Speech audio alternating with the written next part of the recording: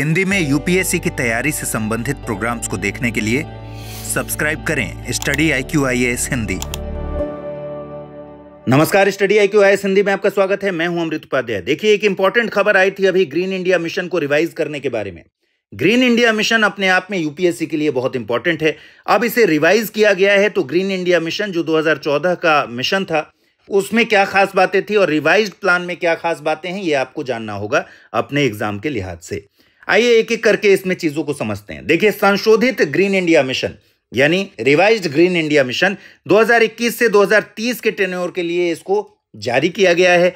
और जो national mission for green India 2014 में लॉन्च किया गया था, इसी को हम कहते हैं ग्रीन इंडिया मिशन।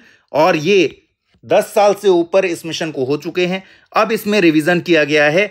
ये जो ग्रीन इंडिया मिशन है, ये दरअसल national action plan on climate change यानी NAPCC के अंदर 8 मिशन में से एक है। NAPCC को लॉन्च किया गया था 2008 में। इसके भीतर 8 कोर मिशन हैं और इन कोर मिशंस में से एक है ग्रीन इंडिया मिशन। NAPCC में कौन कौन से मिशन है देख लीजिए। National solar mission, national mission for enhanced energy efficiency, national mission on sustainable habitat, national water mission, national mission for sustaining the Himalayan ecosystem, national mission for a green India, इसी की हम बात कर रहे हैं, जिसको हम कह रहे हैं ग्रीन इंडिया मिशन, 2014 में लॉन्च हुआ। National mission for sustainable agriculture और national mission on strategic knowledge for climate change. ये 8 कोर मिशन हैं जो national action plan on climate change के अंदर में आते हैं। और ये भी आपके एग्जाम के लिहाज से बहुत इंपॉर्टेंट है इन 8 के बारे में जानना। अब आगे बढ़े उससे पहले मैं आपको बता दूं कि आप सिस्टमेटिक तरीके से अगर आप तैयारी करना चाहते हैं यूपीएससी की, आप हमारे प्रतिज्ञा बैच से जुड़ सकते हैं जो 2026 के लिए है। 23 जून से बैच की शुरुआत हो रही है सुबह 8 बजे। इसमें जुड़ने के लिए क्या करना होगा, आप इसी वीडियो के डिस्क्रिप्शन बॉक्स में जाइएगा, वहां आपको एक लिंक मिलेगा, उस पर क्लिक कीजिएगा, सारी जानकारी उस लिंक पर आपको मिल जाएगी। और साथ ही अमृत लाइव कोड यूज करके आप बहुत आराम से एडमिशन ले सकते हैं मैक्सिमम डिस्काउंट के साथ। आइए अब आगे बढ़ते हैं। ग्रीन इंडिया मिशन जो 2014 में लॉन्च हुआ था, पहले उसके उद्देश्यों को समझ लेते हैं, फिर समझेंगे कि जो रिवीजन हुआ है, जो revised green India mission plan आया है, उसमें क्या खास बातें हैं। और साथ में एक और चीज समझेंगे कि अरावली ग्रीन वॉल प्रोजेक्ट इन मिशंस के साथ कैसे एसोसिएटेड है, लिंक्ड है। आइए अब ग्रीन इंडिया मिशन के उद्देश्य की बात करेंगे। तो देखिए, वन और वृक्ष आवरण को बढ़ाकर जलवायु परिवर्तन का मुकाबला करना। तो पहली चीज नोट कर लीजिए कि भाई जलवायु परिवर्तन का मुकाबला करना इसका मकसद है। और जलवायु परिवर्तन का मुकाबला करने के लिए पहला काम क्या करना पड़ेगा, वन और वृक्ष के आवरण को बढ़ाना पड़ेगा। दूसरा काम क्या करना पड़ेगा, जो डिग्रेडेड फॉरेस्ट हैं, जो क्षरित हो चुके हैं या डिग्रेडेड इकोसिस्टम हैं, उनको रिस्टोर करना पड़ेगा। तो दूसरा मकसद क्या था, इनको रिस्टोर करना। जो डिग्रेडेड फॉरेस्ट और इकोसिस्टम्स हैं उनको रिस्टोर करना। पहला क्या है, वन और वृक्ष के आवरण को बढ़ाना, और दूसरा रिस्टोरेशन का काम करना। फिर जो वहां कम्युनिटीज रहती हैं, फॉरेस्ट पर डिपेंडेंट हैं, फॉरेस्ट के उत्पादों पर डिपेंडेंट हैं, उन कम्युनिटीज की आजीविका में सुधार करना भी इसका मकसद था। 3 मकसद हो गए। अब इन मकसदों को पूरा करने के लिए क्या लक्ष्य तय किए गए थे, 5 मिलियन हेक्टेयर पर वन और वृक्ष के आवरण को बढ़ाना था और 5 मिलियन हेक्टेयर पर वन आवरण की गुणवत्ता को बढ़ाना था। मतलब 10 मिलियन हेक्टेयर की बात हो रही है, 5 मिलियन हेक्टेयर पर वन और वृक्ष के आवरण को बढ़ाना था और अन्य 5 मिलियन हेक्टेयर पर वन आवरण की क्वालिटी को बढ़ाना है, गुणवत्ता को बढ़ाना था। फिर सवाल है कि भाई रिस्टोरेशन के लिए कौन सा अप्रोच अपनाया गया था। रिस्टोरेशन के लिए अपनाया गया था जलवायु परिवर्तन से लड़ने के लिए मिटिगेशन और एडेप्टेशन स्ट्रेटजीज के जरिए जो वन आधारित पारिस्थितिकी तंत्र का रिस्टोरेशन करना था। मिटिगेशन हिंदी में कहेंगे शमन, और एडेप्टेशन यानी अनुकूलता। इन रणनीतियों के तहत रिस्टोरेशन पर ध्यान दिया जाना था। अब सवाल है कि संशोधित ग्रीन इंडिया मिशन का आधार क्या है, क्यों ले आया गया, क्या जरूरत महसूस हुई, किस आधार पर ले आया गया। तो देखिए, जमीनी स्तर पर जलवायु प्रभावों का जब मूल्यांकन किया गया है, वो डेटा इसको रिवाइज करने के पीछे एक बहुत बड़ा आधार है, क्योंकि जमीनी स्तर पर ही मूल्यांकन किया जा सकता है।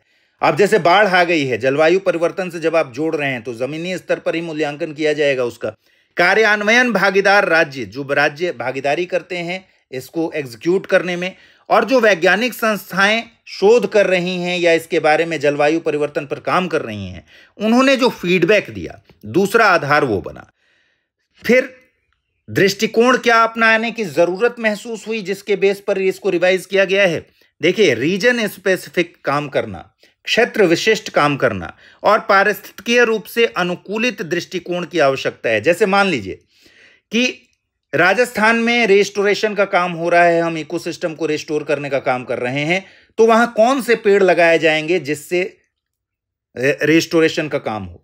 ये लोकल मेथड वहां अपनाना पड़ेगा। वहां पर खेजरी का अगर पेड़ लगाने से रेस्टोरेशन हो सकता है इकोलॉजिकल, तो हमें वही लगाना पड़ेगा।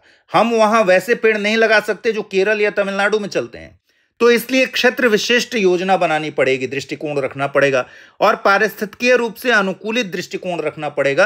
अनुकूलित का मतलब ही है कि अगर हम केरल से कोई पेड़ उठाकर ले आकर राजस्थान में लगा देते हैं, वो अनुकूल है नहीं उसके, तो वो चल नहीं पाएगा और रेस्टोरेशन का काम नहीं हो पाएगा। और ऐसी गलतियां हमारी सरकार ने भी काफी की हैं पहले।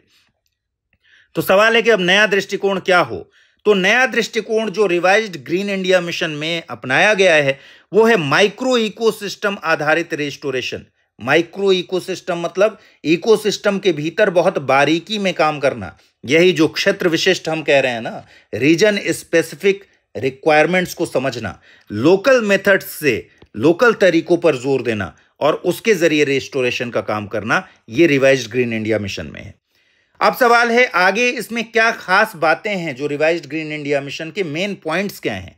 देखिए, वल्नरेबल जो लैंडस्केप्स हैं जैसे कि अरावली हो गया, पश्चिमी घाट की पर्वत श्रृंखलाएं हैं, उत्तर पश्चिम भारत के शुष्क क्षेत्र हैं, भारत का जो हिमालयी क्षेत्र है वो भी बहुत संवेदनशील है, और मैंग्रोव इकोसिस्टम, इनके रेस्टोरेशन पर अब विशेष फोकस इस रिवाइज्ड प्लान में किया जा रहा है।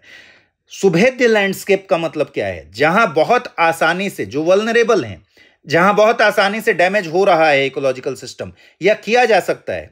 जैसे अरावली के बारे में आपने खबर सुनी होगी हमेशा कि यहां अवैध खनन से सरकार भी परेशान है, कोर्ट भी परेशान है और डिग्रेडेशन का एक बड़ा कारण अवैध खनन है। यहां पर अरावली को जो यूटिलाइज किया जा रहा है, मिसयूज किया जा रहा है उसका, उस पर लगातार सुप्रीम कोर्ट के वर्डिक्ट्स आते ही रहे हैं।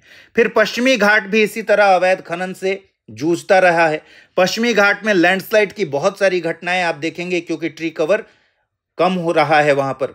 तो पश्चिमी घाट में जो पर्वत श्रृंखला है ये बड़े हॉटस्पॉट में से एक होते हुए भी सेंसिटिव जोन है, इसका संरक्षण हम उतने अच्छे से नहीं कर पाए। इसी तरह से उत्तर पश्चिम भारत के जो शुष्क क्षेत्र हैं, भारत का जो हिमालयन रीजन है आपको पता है वहां भी बहुत ही संवेदनशील है वो, और मैंग्रोव इकोसिस्टम, इन पांचों को नोट कर लीजिए। अरावली, पश्चिमी घाट पर्वत श्रृंखला, उत्तर पश्चिम भारत के शुष्क क्षेत्र, भारतीय हिमालयी क्षेत्र और मैंग्रोव इकोसिस्टम, इन पर विशेष फोकस किया गया है। पहला पॉइंट तो ये है। कैसे विशेष फोकस किया गया है? देखिए, उदाहरण के लिए यहां दिया है कि अरावली ग्रीन वॉल प्रोजेक्ट के साथ अब ग्रीन इंडिया मिशन को सिंक किया जाएगा। तो ग्रीन इंडिया मिशन के साथ अरावली ग्रीन वॉल परियोजना को सिंक करने का मतलब क्या है कि दुनिया की सबसे पुरानी पर्वत श्रृंखलाओं में से एक अरावली में डिग्रेडेशन और रेगिस्तानीकरण का मुकाबला करने के लिए अरावली ग्रीन वॉल परियोजना को लॉन्च किया गया था और इसमें 1400 किलोमीटर का एक बफर जोन बनाना है जो 5 किलोमीटर चौड़ा हो। यानी अरावली के चारों तरफ पोरबंदर से लेकर और पानीपत तक 1400 किलोमीटर का एक बफर जोन बनाया जा रहा है जिसकी चौड़ाई कितनी है? 5 किलोमीटर की चौड़ाई है। अरावली इधर है और अरावली के चारों तरफ इसको बनाया जा रहा है। तो इसको सिंक कर दिया जाएगा ग्रीन इंडिया मिशन के साथ। ये एक तरीका हो सकता है। फिर अध्ययन से पता चलता है कि वनों के विनाश और क्षरण के कारण, मतलब डिग्रेडेशन के कारण, अरावली में मौजूद 12 गैप्स बढ़ रहे हैं। और इन गैप्स की वजह से क्या हो रहा है? इन गैप्स की वजह से ही दिल्ली तक धूल भरी आंधियां आती हैं, पंजाब में भी धूल भरी आंधियां आती हैं। इसमें अरावली का डिग्रेडेशन और इन गैप्स का बढ़ना एक बड़ा कारण है। इसलिए इसकी रिक्वायरमेंट है। रिवाइज्ड प्लान में अरावली पर विशेष फोकस किया गया है। देशी स्थानीय रूप से अनुकूल प्रजातियों के रोपण के माध्यम से 29 जिलों और 4 राज्यों में 8 लाख हेक्टेयर में रेस्टोरेशन अरावली में किया जाएगा। ग्रीन इंडिया मिशन से वन और वृक्ष क्षेत्र का विस्तार 24.7 मिलियन हेक्टेयर तक हो सकता है। तो जो रिवाइज्ड प्लान है उसमें 24.7 मिलियन हेक्टेयर तक विस्तार करना है वन और वृक्ष क्षेत्र का। यह भी इसके मिशन में शामिल है। और दूसरा, 2030 तक 3.39 billion ton CO2 carbon sink उत्पन्न करना है। यह भी रिवाइज्ड प्लान का पार्ट है। इसके लिए करना होगा क्या? अभी अभी हमने देखा कि भाई 24.7 मिलियन हेक्टेयर तक वन और वृक्ष क्षेत्र का विस्तार किया जा सकता है ग्रीन इंडिया मिशन में। तो जो रिवाइज्ड ग्रीन इंडिया मिशन है वो कहता है कि 2030 तक 3.39 billion ton CO2 carbon sink उत्पन्न करना है। किया जा सकता है बहुत आराम से और करना है। इसके लिए 24.7 मिलियन हेक्टेयर से ज्यादा वन और वृक्ष आवरण में वृद्धि करनी होगी। तो ये दोनों इस प्लान में, रिवाइज्ड प्लान में शामिल है। डेटा देखिए, 2005 से 2021 के बीच इंडिया ने ऑलरेडी 2.29 बिलियन टन CO2 समतुल्य अतिरिक्त कार्बन सिंक बनाया है और अब टारगेट क्या है? 3.39 billion ton CO2 carbon sink बनाना है। पश्चिमी घाटों की अगर बात कीजिएगा तो ग्रीन इंडिया मिशन ध्यान केंद्रित करेगा वन रोपण के प्रयास पर, नए फॉरेस्ट लगाएगा, भूजल के पुनर्भरण यानी वाटर जो पानी के जमीन के भीतर जो पानी है उसको फिर से चार्ज करना, जो खनन क्षेत्र हैं उनका पारिस्थितिकी पुनरुद्धार करना, ये सब इकोलॉजिकल रेस्टोरेशन करना, ये सब इसका पश्चिमी घाट में मेन प्लान है। संशोधित GIM भूमि क्षरण और मरुस्थलीकरण की समस्या का भी समाधान करेगा। कैसे करेगा? देखिए, इसरो का एक डेटा है कि 2018-19 में 97.85 मिलियन हेक्टेयर यानी भारत की लगभग 1/3 भूमि क्षरण का शिकार हुई है। और फॉरेस्ट सर्वे ऑफ इंडिया का डेटा है कि 2021 से 23 में केवल 156 स्क्वायर किलोमीटर वन क्षेत्र में वृद्धि हुई है। तो इसके आधार पर यह भूमि क्षरण और मरुस्थलीकरण की समस्या का समाधान करने के लिए क्या करना होगा? देश में पुराने विकास वाले वन, मैंग्रोव कवर में भी कमी दर्ज की गई है।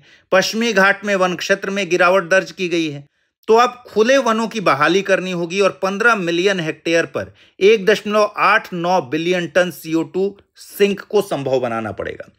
तो ओपन फॉरेस्ट के रेस्टोरेशन की बात हो रही है, बहाली की बात हो रही है। ओपन फॉरेस्ट की रेस्टोरेशन 15 मिलियन हेक्टेयर एरिया पर किया जाएगा। इसके लिए देशी प्रजातियां जैसे कि मैंने कहा खेजरी, बबूर, धाक, इन सब का रोपण किया जाएगा। जल संरक्षण के लिए चेक डैम बनाए जाएंगे, तालाबों को रिस्टोर किया जाएगा, जल निकायों की बहाली की जाएगी। ये सब देसी तरीके अपनाए जाएंगे जिससे रेस्टोरेशन का काम हो सके। अब एक मैंने बताया था अरावली ग्रीन प्रोजेक्ट के बारे में। तो Aravali green wall project Haryana, Rajasthan, Gujarat और दिल्ली 4 राज्यों को कवर करता है। अरावली पर्वत श्रृंखला के चारों तरफ इस तरीके से 1400 किलोमीटर के 5 किलो लंबी और 5 किलोमीटर चौड़ी हरित पट्टी बफर बनाने की महत्वाकांक्षी योजना है। इसमें शुरुआत में 75 जल निकायों को रिस्टोर करने की बात थी, वाटर बॉडीज को। हरियाणा के गुड़गांव, फरीदाबाद, भिवानी, महेंद्रगढ़, रेवाड़ी जिलों की बंजर भूमि भी इसमें कवर हो रही है और 6.45 मिलियन हेक्टेयर भूमि को रिस्टोर करना इसका टारगेट है। देखिए, forest belt likely to run रफली फ्रॉम पोरबंदर टू पानीपत। तो यहां पोरबंदर से लेकर और पानीपत तक इसको रिस्टोर किया जा रहा है, ग्रीन वॉल बनाया जा रहा है।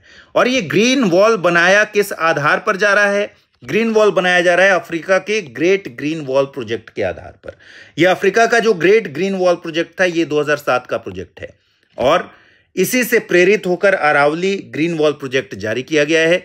यह सेनेगल से लेकर जिबूती तक फैला हुआ है। देखिए, इस में आप देख पाएंगे सेनेगल से लेकर इस तरीके से बनाया गया है ताकि मरुस्थल का आगे ना बढ़ना हो, मरुस्थलीकरण को रोका जा सके। इसकी लंबाई जो अफ्रीका वाली है, इसकी 8000 किलोमीटर तक लंबाई है और 8 किलोमीटर चौड़ा इसमें पट्टी है।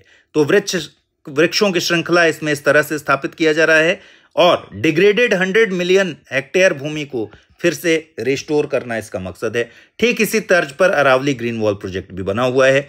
इसमें 1400 किलोमीटर की लंबाई है, 5 किलोमीटर का चौड़ा पट्टी बनाया गया है और 75 वाटर बॉडीज को रिस्टोर किया जा रहा है। 6.45 मिलियन हेक्टेयर भूमि को रिस्टोर करना इसका मकसद है और इसको सिंक कर दिया गया है अब MIA mission green India GIM के साथ, ग्रीन इंडिया मिशन के साथ। तो ये इंपॉर्टेंट बातें थी जो आपको जाननी थी। आइए एक क्वेश्चन देख लेते हैं। संशोधित ग्रीन इंडिया मिशन 2021 से 30 के संदर्भ में निम्नलिखित कथनों में से कौन सा गलत है? संशोधित ग्रीन इंडिया मिशन का उद्देश्य 2030 तक 2.5 से 3 बिलियन टन CO2 समकक्ष कार्बन सिंक बनाना है, जिसमें अरावली, पश्चिमी घाट और हिमालय जैसे क्षेत्रों की पारिस्थितिकी बहाली शामिल है। फिर अरावली ग्रीन वॉल परियोजना का लक्ष्य दिल्ली, हरियाणा, राजस्थान और गुजरात में 29 जिलों में 6.45 मिलियन हेक्टेयर भूमि को रिस्टोर करना है। ग्रीन इंडिया मिशन, ये रिस्टोर करना मतलब ये बंजर जो भूमि हो चुकी है उसको रिस्टोर करना। ग्रीन इंडिया मिशन की गतिविधियां राष्ट्रीय जलवायु परिवर्तन कार्य योजना यानी NAPCC से स्वतंत्र रूप से लागू की जा रही हैं और 2015-16 से 2020-21 तक ग्रीन इंडिया मिशन ने 11.22 मिलियन हेक्टेयर में वृक्षारोपण और वनीकरण का समर्थन किया है। मतलब किया है 11.2 मिलियन हेक्टेयर क्षेत्र में वृक्षारोपण और वनीकरण किया है। तो ये आपको बताना है कि इसमें से कौन सा कथन गलत है। इसका आंसर जरूर दीजिएगा मुझे कमेंट सेक्शन में। फिलहाल इस वीडियो में इतना ही रखते हैं। अगर आप मुझे फॉलो करना चाहें अमृत उपाध्याय 007 इंस्टा पर, अमृत उपाध्याय 007 टेलीग्राम पर मुझे फॉलो कर सकते हैं। इस वीडियो में इतना ही, अगले वीडियो में फिर से मुलाकात होगी। ख्याल रखिए अपना, ठीक से पढ़ाई कीजिए। नमस्कार। हिंदी में यूपीएससी की तैयारी से संबंधित प्रोग्राम्स को देखने के लिए सब्सक्राइब करें स्टडी IQ IAS हिंदी।